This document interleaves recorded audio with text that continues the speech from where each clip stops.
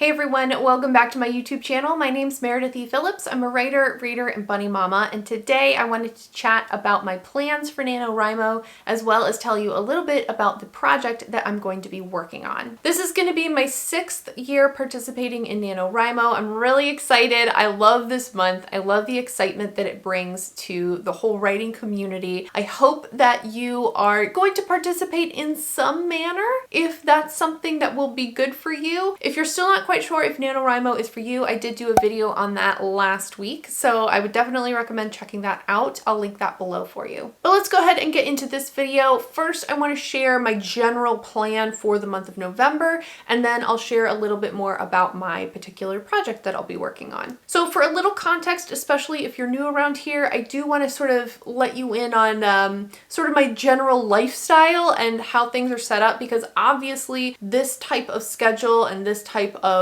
writing works for me with my current lifestyle, but I'm not saying it's like the ideal schedule for everyone or anything like that. Everyone needs to sort of figure their own schedules out, obviously. I'm just sharing mine with you in case you can grab a few pieces of it for yourself. But yeah, let me tell you a little bit about just generally how my life is structured right now. I do have a really standard sort of Monday through Friday 9 to 5 style desk job, so I am busy 40 hours a week on that. I do not have any children, so I don't have to worry about like 8 a.m. soccer games or picking them up from school or, you know, doing that science project at the last minute, 10 p.m. on a weekday when it's due like at 8 a.m. the next morning. Like, I don't have to deal with any of that. So I don't have to factor that kind of thing into my schedule. We do have pets.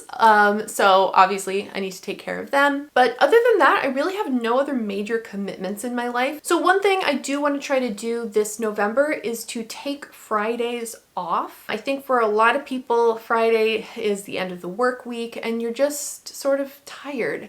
You're ready for the weekend, you're ready to take a little bit of a break. And I've found in years past when I end my workday on Friday and then I'm trying to like come back to my computer and do really intense writing work at the end of a long week, like it's just a lot. So planning to miss Fridays and not do work on Fridays, or at least not do like as much work on Fridays, I think will be a great plan for me. In order to make that happen though, of course, I need to do more words on other days of the week. I am aiming to get 50,000 words by the end of the month. And last year what I was able to do was I did a bunch of 2K days at the beginning of the month. The minimum if you want to hit 50,000 words by the end of the month is to do 1,667 words per day. I upped that for myself to 2,000 words per day for as many days as I could. I forget how long I made it last year. I think I did a full week, I'm pretty sure, of 2K a day. And then after that, I sort of tailed off and did a little less most days. So that's one thing I'm going to try to do. The other thing I like to try to do during that first week to sort of 10 days is I like to do a big push at the beginning of the month. So my plan is that I am going to get up early, probably around 5:30 in the morning, so that I have time to write before work starts.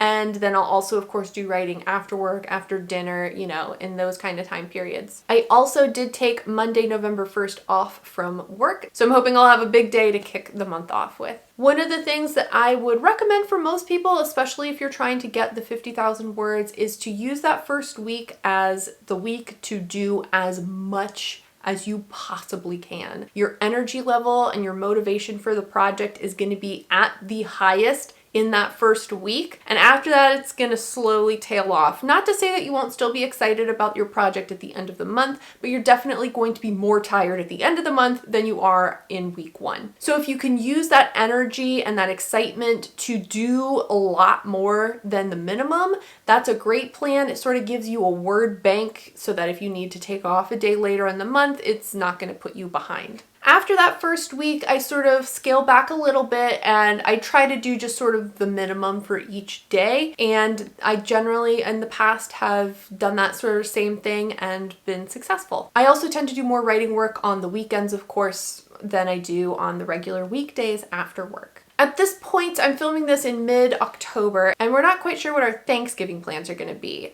If we have family in town or if we're going somewhere, I don't think we're going anywhere. But if somebody comes here, we're gonna, you know, that sort of throws things off a little bit. But even if nobody comes here, I still like making, you know, turkey and potatoes, and I need that jellied cranberry, you guys. Here's the big debate here in the US is jellied cranberry or chunky cranberry sauce.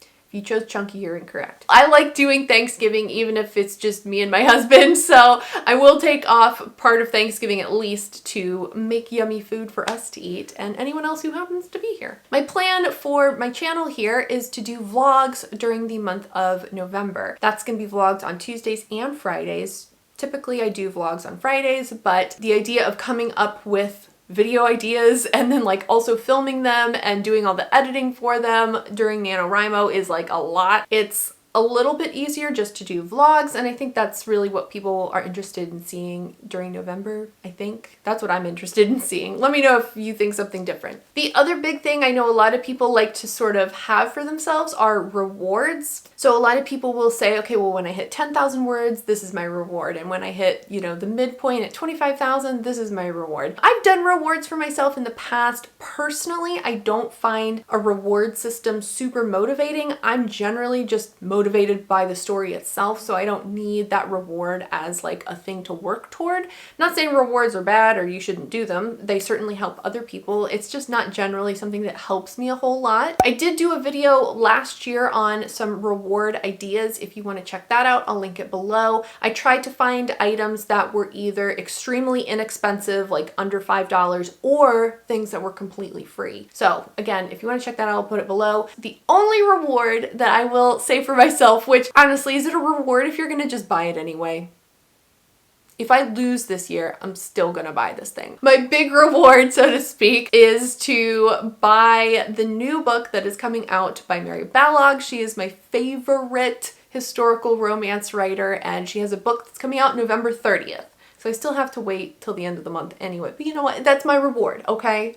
Is buying her book, and then I'm gonna not do anything else except read it and enjoy it. If you like doing rewards or you have like a reward system set up for yourself, let me know what that is in the comments. So let's talk about my NaNoWriMo project. I am not gonna share like a ton, you know, I don't want to share too much. Let me share with you the details that I can. Last year, I started work on Project Model Rom-Com, which was a rom-com set in the modeling industry. And the whole premise behind the book is that it is a romance that involves the cover models on romance novels, which is a tongue twister. But you know, like all of the sort of stereotypical romance novel covers with people in various states of undress. And I thought, well, what's it like to be a model doing those covers? And so I wrote a book about it. So the whole idea there was I wanted to do a romance that was sort of involving behind the scenes stuff. Obviously, when you pick up a romance book or any book in general, you're probably not thinking too hard about like the people on the cover. And I wanted to explore, okay, well, what would it be like as a cover model like that? And so for this story, it's another sort of behind the scenes look into an industry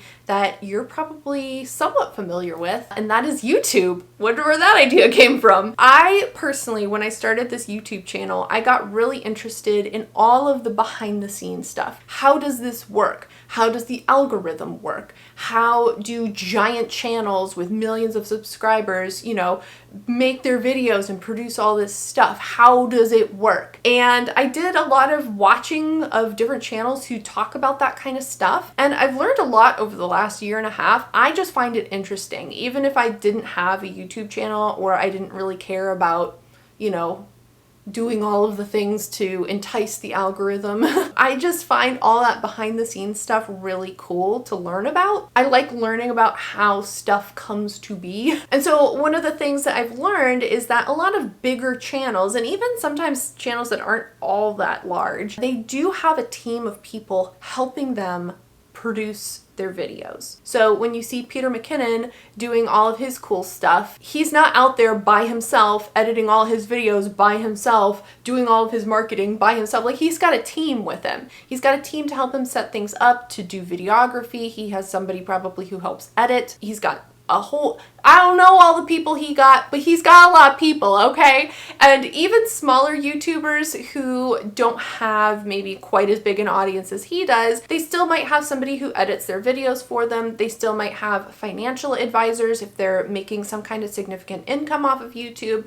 There's people behind the scenes who help out the people that you see in front of the camera most of the time. And I do find it interesting because in movies, of course, there's a ton of people behind the scenes there and they get credited, right? You have credits in a movie and there are whole pages on websites dedicated to listing out the cast members and the crew members behind the production. But in YouTube videos, you very rarely see people listing, here's who my editor was, and here's the person who did the travel arrangements for this thing, and blah, blah, blah. Like, you don't see that very often, and I kind of wonder, like, why is that? But anyway, that's kind of a side tangent. I'm gonna do a book that involves the behind the scenes team of a YouTube channel. And the YouTube channel that I've created for this book is a travel channel that has millions of subscribers. He's very popular. And the main story is going to focus on the person who edits the videos. I'm really excited about it. I think the notes and the outline and all that kind of stuff is coming together really well so far. I'm looking forward to being able to start writing it on November 1st.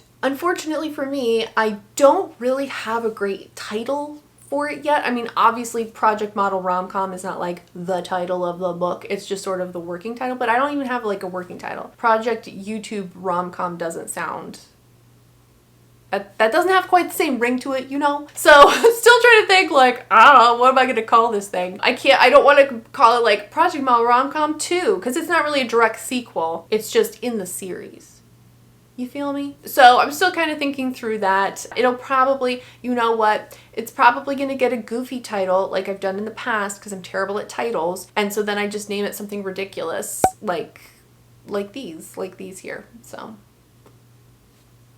all right, if you have any title ideas for me, let me know because I'm probably not going to think of anything very good. So that is what my November is going to look like. I'd love to know what your November is going to look like. Do you have sort of a daily schedule set for yourself, or are you just trying to like fit in words wherever you can? Let me know how you approach that kind of scheduling stuff. If you want to share any little tidbits about the story you're planning to work on, I'd love to hear about that too. I know some people are like super secretive and they don't want to share like any details, but if you want to just share like the genre or the age group that you're going to be writing for, definitely share those in the comments as well. If you liked this video, give it a thumbs up, and if you haven't already, make sure you click the subscribe button. I post videos on Tuesdays and Fridays. You can find me over on Instagram at Meredith Phillips Writes, and you can head over to my website, meredithphillips.com, to sign up for my newsletter. Thank you so much for watching. I hope you have a great rest of your day, and I'll see you next time. Bye!